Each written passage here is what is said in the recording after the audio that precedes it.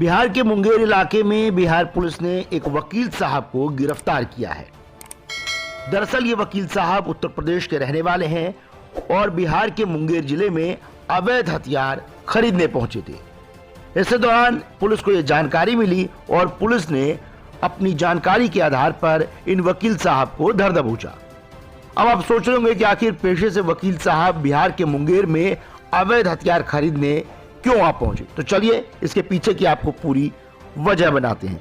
दरअसल उत्तर प्रदेश के रहने वाले पेशे से वकील ये जनाब तकरीबन 22,000 रुपए में एक पिस्टल खरीदने के लिए बिहार के मुंगेर में पहुंचे थे। सौदा तय हुआ जिसके तहत ये मुंगेर में उस अवैध पिस्टल की डिलीवरी लेने के लिए पहुंचे थे। वकील साहब का नाम सर्वेश कुमार राय बताया जाता है, जो उत्तर प्रदेश के महाराजगंज जिले के विक्रमगंज के रहने वाले हैं। पेशे से वकील हैं और गोरखपुर कोर्ट में वकालत करते हैं। पुलिस का कहना है कि अपने तय डील के तहत ये वकील साहब मुंगेर जिले में पहुंचे थे और मिर्जापुर बरदह में हथियार खरीदने के बाद डील करके वापस मुंगेर की तरफ लौट रहे थे और रिफ्यूजी कॉलोनी के पास से ही जमालपुर जंक्शन रेलवे स्टेशन जाने के लिए एक टेम्पो में सवार हो रहे थे। इसी दौरान पूरब सराय टीम को इनपुट मिली थी, जिसके आधार पर पुलिस ने आइडेंटिफाई करते हुए इन वकील साहब को धर दबोचा। अब इन वकील साहब ने जो पुलिस को खुलासे किए हैं, जो अहम जानकारी दी है, वो भी बड़ी चौंकाने वाली है। अब पुलिस का कहना है कि इस नेटवर्क से जुड़े कई लोगों को गिरफ्तार भी किया जा सकता है, क्योंकि आखिर कौन वो शख्स है जिसने इन वकील को इन अवैध हथियार सप्लाई करने वालों का नंबर मुहैया करवाया और किस बातचीत के आधार पर ये वकील बाकायदा हथियारों की डिलीवरी लेने के लिए यहाँ पहुंच गए।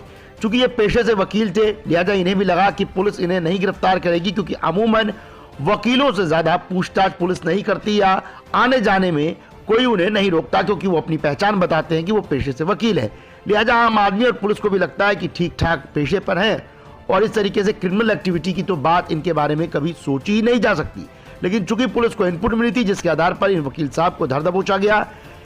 इनसे जब एक बैग की जांच की गई जो इनके पास था, तो पता चला कि इसके अंदर एक अवैध पिस्टल और 22,000 रुपए मिले हैं। पुलिस का कहना है कि फिलहाल मामले में जांच जारी है। जल्दी इस मामले में और लोगों को भी गिरफ्तार किया जाएगा और इस पूरे नेटवर्क का खुलासा किया जाएगा। पुलिस ने क्या कुछ आधिकारिक तौर पर बयान दिया है, जरा वो सुन लीजिए। थाना अध्यक्ष पूरब सराय को एक गुप्त सूचना प्राप्त होती है कि एक व्यक्ति संदिग्ध अवस्था में मुंगेर रेलवे स्टेशन के समीप रिफ्यूजी कॉलोनी के पास है।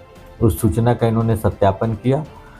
मुंगेर एसपी सर के मार्गदर्शन और उनके निर्देश पे एक टीम गठित की गई और फिर वहाँ पे उस व्यक्ति को एप्रहेंड किया गया। उससे प्रिलिमिनरी पूछताछ की गई तो उसके सारे हाव भाव संदिग्ध लग रहे थे।